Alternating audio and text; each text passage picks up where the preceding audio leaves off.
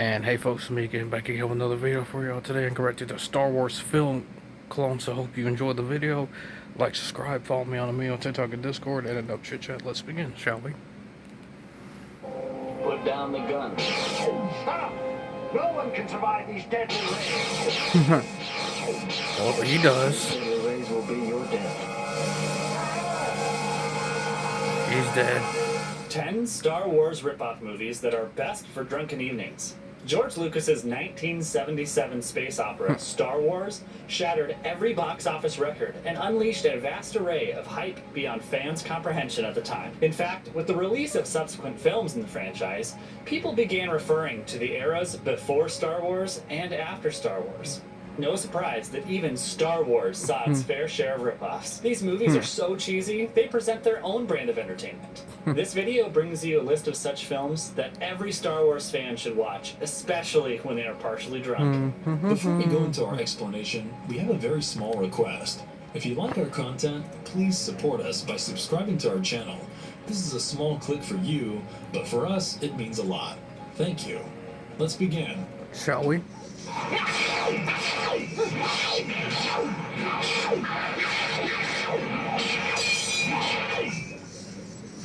StarCraft, 1978. Wow, Smugglers released still a in year act. later. Pick up a castaway while running from the authorities. This castaway turns out to be the sole survivor of a secret mission to destroy a superweapon designed by the evil Count Zarth Arn. The galaxy's emperor soon recruits the pair of smugglers to complete the mission and rescue his son, who has gone missing. Italian filmmaker Luigi Cozzi directed the space opera starring Carolyn Monroe, Marjo Gortner, Christopher Plummer, and David Hasselhoff. An interesting tactic used by the first wave of filmmakers creating Star Wars ripoffs was that they incorporated just enough tropes from the movie to portray the resemblance, but not breach copyright. This film has a handful of cheesy action sequences with people an are eccentric plot. from back then, even Its special today. effects are colorful and eye-popping.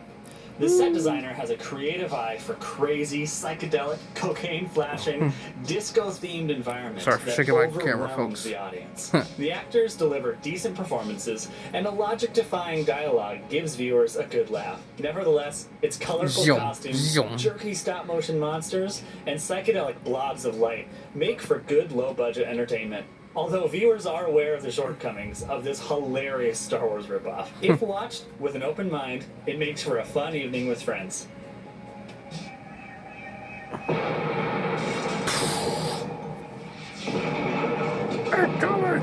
Let's get the hell out of here. Space Hunter: Adventures in the Forbidden Zone, 1983. Three women make an emergency landing on a planet plagued by a fatal disease. Unfortunately, they are captured by the evil dictator, Overdog. Bounty hunter Wolf comes to their rescue and meets Nikki along the way. The only Earthling remaining from a medical expedition. The two of them work together to rescue the women from Overdog. Although the vast majority of Star Wars ripoffs at the time contained the filmmakers' unique twists, some of them actually did a great job. Lamont Johnson's movie starring Peter Strauss and Molly Ringwald portrays great performances by the duo. Johnson redefines campy in this post-apocalyptic sci-fi film with cheesy 3D animation. He displays a handful of down-to-earth characters with incredible depth. The film is loaded with Star Wars references, including the same sound effects used for R2-D2. It's surrounded by rubbery creatures and a thunderstorm-esque atmosphere. It displays good makeup and decent special effects. Although the dialogues are ridiculous, the characters delivering them are memorable. The film evokes an all-around feeling of action and adventure that low-budget sci-fi 80s films lacked. The dark and barren scenery complements the brisk pace of this brainless yet lovable low-budget space opera flick.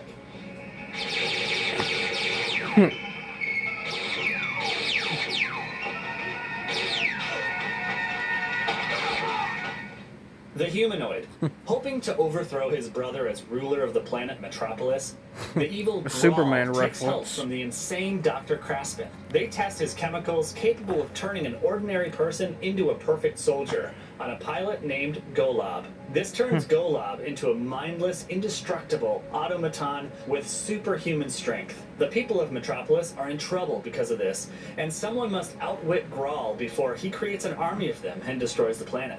This movie, directed by Aldo Leto, cuts it pretty close to the resemblance of making it a Star Wars ripoff. It incorporates a similar opening sequence with Well, that's a rolling coincidence. text portraying detailed current events. Additionally, the main antagonist's costume resembles Darth Vader's, who commands a triangle-shaped spaceship resembling a Star Destroyer. The movie gains its production value from being crummy Until he and gets downright butt whooped lame. by It is Darth created Vader. by several big shots from Italian Darth cult Vader cinema. did. Antonio Margaretti designed its cheesy visual Darth Vader effects, got his butt and whooped by Ennio Dr. Morricone Doom. provided it with its so-called music score. Avid Star Wars fans immediately recognize this film for the schlocky ripoff that it is because of its shots, images, sequences, and characters. These have been cheaply shuffled around without any regard for their hilarious presentation. Nevertheless, with its quirks, this movie showcases decent camera work and extraordinary entertainment. So grab your friends and a few drinks and let this film sink right in.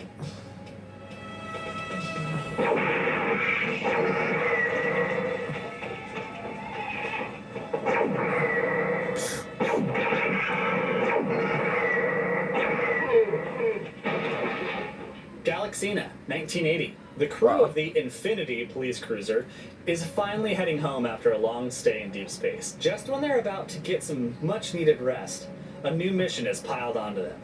They have to travel to the alien world Alter 1 to find the Blue Star. Their journey to this world leads them to an outer space brothel filled with alien women and a gang of Harley-Davidson worshippers. Can Galaxina and the crew find the Bluebird and save the world? Director William Sachs uses a half-hearted plot and turns it into a well-crafted story by merely starring an attractive and kind of famous model, Dorothy Stranton, as the lead. This sci-fi comedy is a parody of high-end movies like Star Wars, Star Trek, and Alien. It contains ridiculous dialogue that consists of jokes, puns, and gags that make viewers roll on the floor laughing. Even with its low budget, decent acting, and average writing, viewers can't help but appreciate the film for being an exceptional rendition of the space opera franchise. The plot is loaded with subtle catastrophes and nuances that extract mostly bad elements. Despite its cheap jokes, Galaxina was a beautiful woman, and Dorothy Stranton showcases pretty good performances. Viewers are primarily drawn to this film for its eccentric soundtrack. Moreover, keeping its campy special effects and cinematography apart, they are blown away by its widescreen display. Overall, it is a hilarious and enjoyable movie to enjoy with your friends and loved ones on Saturday night.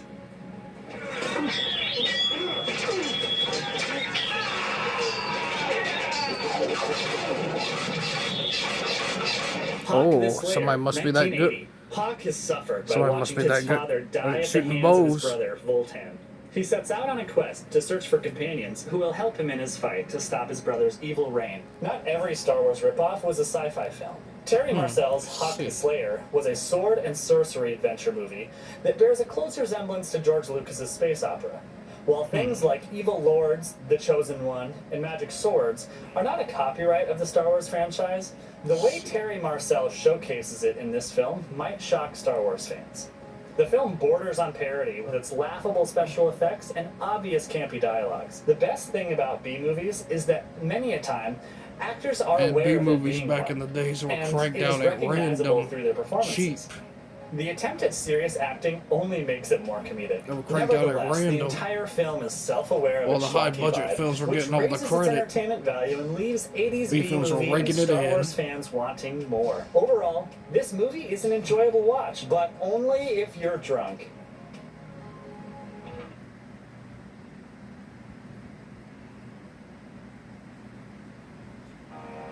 I got a good feeling. Feeling in my bones, gotta shake it out. I'm going on.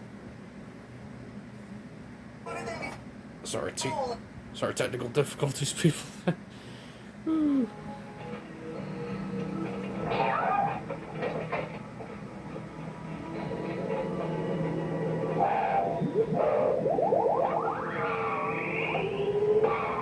Star Odyssey, 1979. In the year 2312, a group of aliens auction off insignificant planets, and Earth is that's won by an way evil despot from- named Kress. way After many flying to years Earth, from he now. begins gathering humanoid slaves using his robot army to sell them to his evil counterparts. Professor Sorry. Mallory and his friends set out to Just shaking my reclaim the camera planet again, from Kress folks. and his cyborg army. This film, directed by Alfonso Breccia, contains mawkish dialogue corny special effects, and a decent setting. Its background music is dingy, which complements its atmosphere. It has cartoon-like sound effects that contribute to making this ripoff every B-movie lover's dream come true. The plot is something straight out of the 1920s pulp novel with strutting heroes combined with mentally superior scientists. It has memorable characters that add to its entertainment value by providing a comedic impact. The alien overlord's superiority over humans is displayed via a creative black and white montage. Despite the film's campy vibe, the ridiculous aspects of it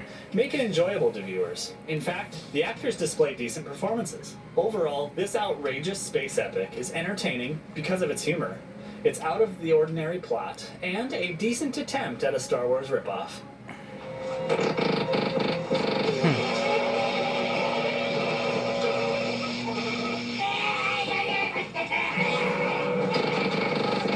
Oh, there it did. Message from Space. 1978. Wow. The Gavana's empire has conquered the peaceful planet of Jalusia. Keto, leader of the Jalusia tribes, sends 8 Liaba seeds to be received by certain chosen ones to defend the planet from a steel-skinned Gavanas warrior. Each recipient, ranging from the hardened General Garuda to young Mia, all evoke different reactions on being chosen for the task. This Japanese-branded Star Wars ripoff, directed by Kinji Fukasaku, portrays an eccentric set of characters, including a witty robot, a guy in a glittery jacket, 2 guys in disco space suits, and a plucky girl. This adds a humorous yet diverse spin on the film's plot. However, the attempt at showcasing a ferocious villain becomes moot the moment he appears on screen. The movie portrays bizarre but creative attempts to replicate George Lucas's masterpiece with its unique and charming weirdness. It displays great action sequences with sword fights and brilliant, campy special effects. The makeup artists do a good job with the spaceship monsters, and Vic Moreau delivers a decent performance. Its dialogue is ridiculous, but shows creativity from the crew's side to borrow from Star Wars, but not to copy it exactly. Finally, there is an abundance of Star Wars-oriented jokes in this corny but entertaining ripoff.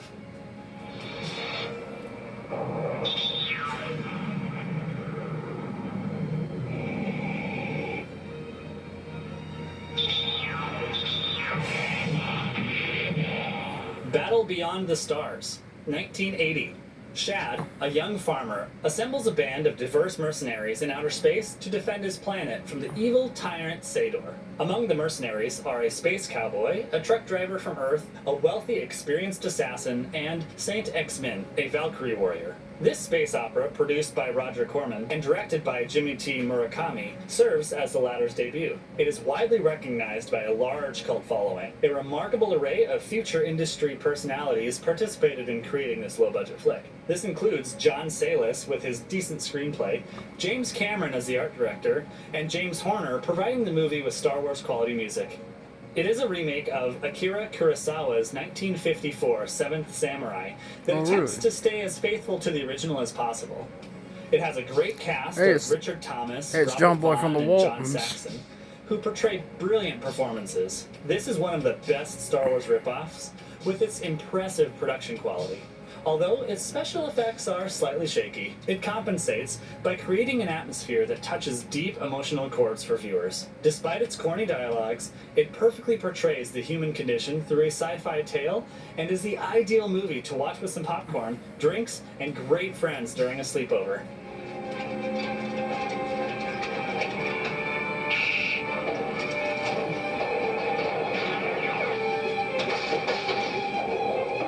Space Raiders, 1983. Hawk, a former Space Service colonel, and his crew are on a mission to steal a freighter owned by an interstellar corporation called The Company. During the theft, Peter, a 10-year-old boy, slips aboard the freighter, and the pirates steal it, unaware of him being on board. This space western film, directed by Howard R. Cohen, is a touching B-movie with a plot filled with inconsistencies. It is the ultimate second-hand movie that uses music, props, and cheesy special effects from Roger Corman's world. They are assembled to create a campy coming-of-age tale. The film contains a few moments of action sequences that proves the characters aren't all hopeless.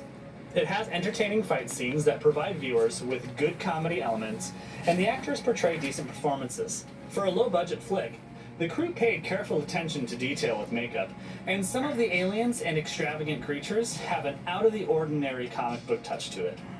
Despite the movie's shortcomings, viewers must keep in mind that these are the stuff most great classics emerged from. Therefore, if watched with an open mind and heart, Space Raiders is a movie that can certainly be enjoyed.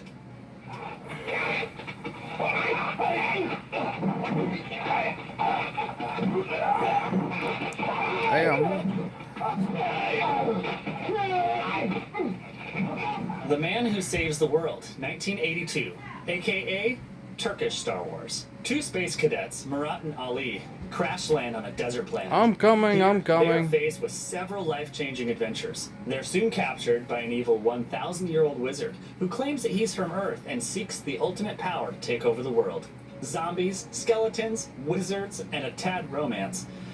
This movie, directed by Satine Inanc, has it all. It portrays an unusual blend of martial arts, fantasy, and sci-fi that make it a highly entertaining watch. It received its name as Turkish Star Wars due to its unauthorized use of footage, music, and sound effects from Star Wars and other sci-fi films. Viewers enjoy this film because, despite its cheesiness, it is self-aware of its laughable camera work and remains one of the unrestrained, jealously goofy Star Wars ripoffs to exist. It is undeniable that despite its flaws, the director and the actors do a decent job on a shoestring budget.